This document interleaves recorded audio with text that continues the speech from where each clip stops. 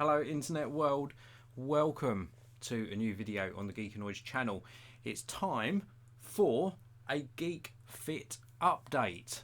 I love doing these videos. I've done one every week for the past 2 weeks. This is the third week in fact, and it's great doing these updates because it gives me a chance to sit back and do a more relaxed video with you. This is all about my journey in getting fitter. If you haven't watched the previous 2 videos, please do. There is a playlist for the Geek Fit video series, and my journey is not necessarily about getting super fit. It's about getting fitter. I don't think I'm unfit at the moment, but I do think there is room for improvement. I've also got some goals that I want to achieve this year as well. I haven't revealed exactly what those goals are, so I might well save that till next week, and then I'll reveal what my actual goals are for this year. But in today's video, I just want to catch you up. After my first few runs, I had an injury on my left foot, which thankfully, touch wood, has now healed. So I'm back out running again. I've done a couple of shorter runs over the past week. A lot shorter than before. I was doing roughly about 2 miles, 2.5 miles in the previous runs, and I think the pounding on the road, because it was mainly road running, which my body wasn't used to because I haven't run for a long time, certainly gave me that injury. So I've been taking things a lot easier to ease back into it. I think that's a good way to do things, because I certainly don't want to put myself off getting back into this new sort of running regime. So that's the way I've gone over the past week.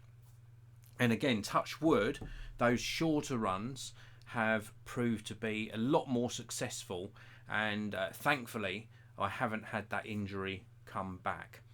Now, I have got a couple of other updates for you in this particular video. The first one is regarding some running shoes that I mentioned in last week's video that I'd actually sent back because I just couldn't get them to be comfortable. And I'm so pleased with what I actually replaced them with. This is what they are. These are the Hoka Oni. I called it 1-1, but apparently it's pronounced Hoka Oni. These are the Speedgoat 3s. And these are replacing the second pair of New Balance that I returned for more off-road tracks. So I'm going to be doing a bit of off-road running in these and some hiking. Rather than hiking boots, I've gone for these sort of off-road or trail running shoes. And I think they look superb, but they have been so comfortable. Now, I did a hiking video about a year, maybe 2 years ago, something like that, and actually wore some Hoka Oni hiking boots. So really nice to go back to this brand. And the tip that I've shared with you in the previous videos is to look at last year's model, especially when it comes to trainers, running shoes, etc. Sometimes when they bring a new model out, there's very little change in the technology. Sometimes there is a big change, but more often than not, it's just switching up the colours and maybe a very slight revision to the shoe. And I think that was the case with this one. The Speedgoat 4 looks stunning, but I think it's primarily the same shoe. And these were half the price. Was it half the price? It might have been 40% off. It was either 40 or 50% off. And I've worn these only indoors so far, but they are super comfortable. They're going out for their first sort of trail run this week. Super comfy on the upper. It really does feel comfortable on the top of the foot. Really hugs it nicely. We've got a pull tab on the back, which is important because I'm quite lazy, and more often than not I don't untie my shoes, although with these I have been and I do intend to.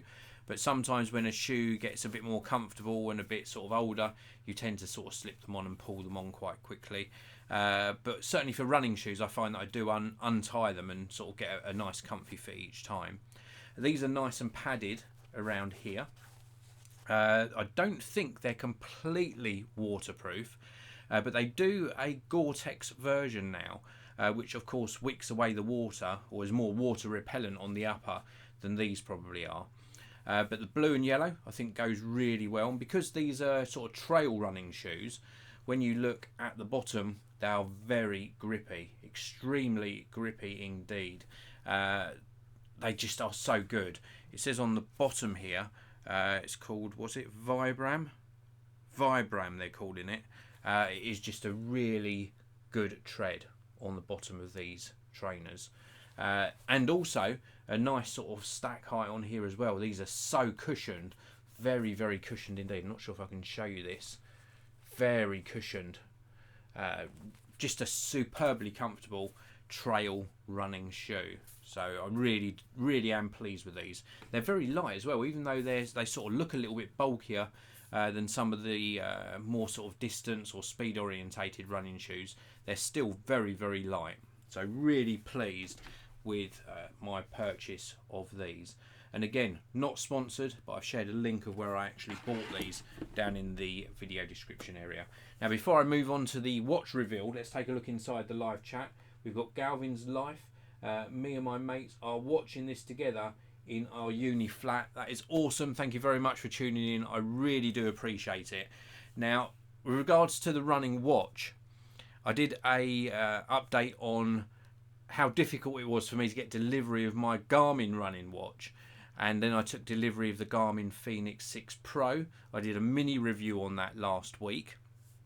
It was bulky, and I say was in past tense because I decided not to keep that, and I've made a different decision for what I'm going to use for my running, definitely in this first year at least. And I think we need to switch to the other camera and do a little bit of a drum roll. So let's take a look at what I have chosen for my running watch for this year. Are you ready? Drum roll. It is the Apple Watch. The Apple Watch Series 5. Now, I know that might have been quite predictable, but again, if you've watched my videos regularly, you'll know that I'm not a big fan of the Apple Watch, mainly because of the notifications. But I'll explain the reason why I went for this very shortly. But before I do so, let's just wake this up. It has got an always on display. It goes darker. Obviously on this particular watch face it goes darker until you tap on the watch. And obviously you can gain access to some shortcuts on here. And if you swipe down, you can gain access to notifications. Swipe this way and it changes watch faces. And you've got various watch faces you can switch between. So very, very nice way of interacting with the watch. If you push the crown, we go into all of the applications, and of course the one I've been using most is this one, and you can choose between sort of indoor run, stair stepper, outdoor walk, outdoor run. You've got indoor walk, you've got hiking, elliptical, rowing, lots and lots of choices for sort of how you're going to use this for various activities.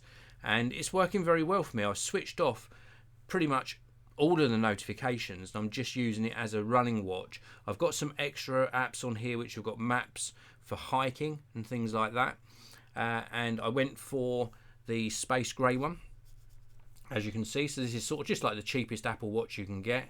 It's the 44mm version. I put a screen protector on it, and then I put this aftermarket band on here. This is almost identical to the Apple one, but I picked this up on Amazon and it was about £10, something like that. So much cheaper than the Apple options. I actually bought this with the black silicone strap on and switched it out straight away for this. Not too keen on the screen protector because it's one of these full screen protectors which goes right to the edge, so it's got some bits that you can catch your sleeve on. I might swap that out for a film type protector, but certainly for now this is working extremely well. Very pleased indeed.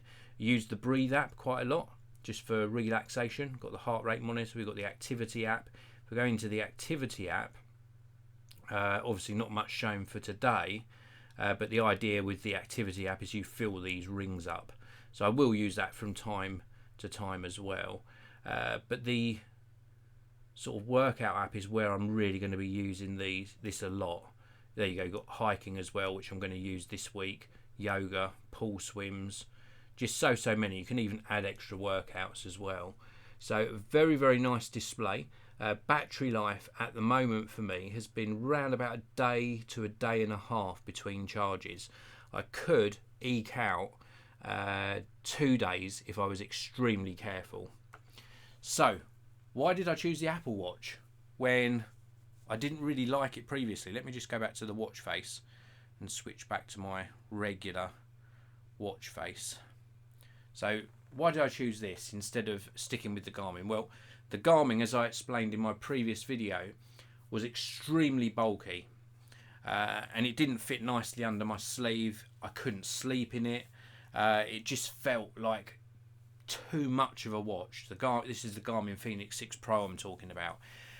The big advantage the Garmin had, of course, was approximately 2 weeks of battery life. So 2 weeks between charges, which is a big difference.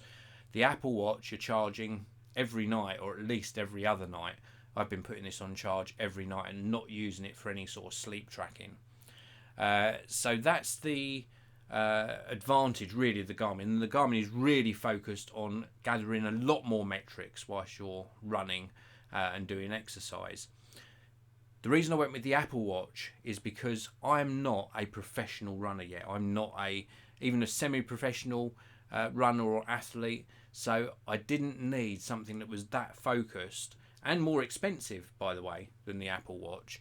And I thought I would use something that I could use to maybe put maps on here for hiking, because I'm going to be doing some hiking as well as running. When you're using this to track runs, it still gives you everything you need to actually gather statistic wise, and it still displays it very, very nicely within the Apple activity app on the iPhone. And even though I didn't like this in previous generations, I think I was using it for the wrong purpose. I didn't have a use case scenario for it, put it that way. So I had all the notifications on. It was a distraction. It was pinging all the time and vibrating. Every time something happened on my iPhone, it would mirror it on the watch. So I've turned that down. I've pared it all right down, apart from like phone calls coming in. I still have those come through on the watch. And then I'm really using this as an activity or sport type GPS watch. And for me at the moment, a week in, I'm really enjoying it, and I think I made the right choice.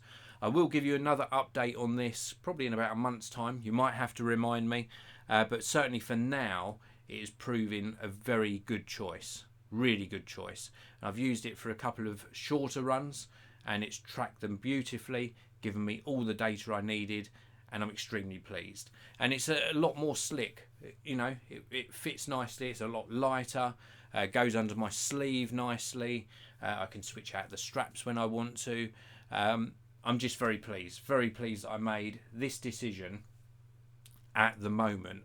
So maybe in a year's time, or when I reveal to you my goals, this might be more understandable, but maybe when I'm running more regularly, then I might have a Garmin Forerunner watch just for those important runs, or when I need a longer battery life. This is one of my main concerns with this actually, is if I go on a longer run or a longer hike, then I'm going to have to take some sort of backup battery to maybe even charge this when I'm on a pit stop or halfway through. I might have to charge this whilst I'm out on those longer runs. So let me know what you think. Anyway, let's take one more look inside the live chat. I can see plenty of you watching live, so thank you very much for tuning in live. I really do appreciate it. I've got plenty more videos coming up this week. I do also want to remind you that apart from doing the tech reviews, and now I'm doing these Geek Fit updates, I do lots more activity online, including running the Geek Discounts Twitter feed. I actually handpick the best tech deals every single day. At the moment, I cover the UK, United States of America, Germany, France, Spain, Italy, and Canada. They're the countries I do at the moment, and I share the best tech deals on the Geek Discounts Twitter feed. And I've left a link to that down in the video description. So if you do me one thing at the end of this video, normally I ask you to subscribe, which is good as well. But if you do one thing at the end of this video, please do check out that link to Geek Discounts and follow me on Twitter there. So that is it for this video. Thanks very much for watching, everyone. I really do appreciate it. I'll see you in another video very, very soon.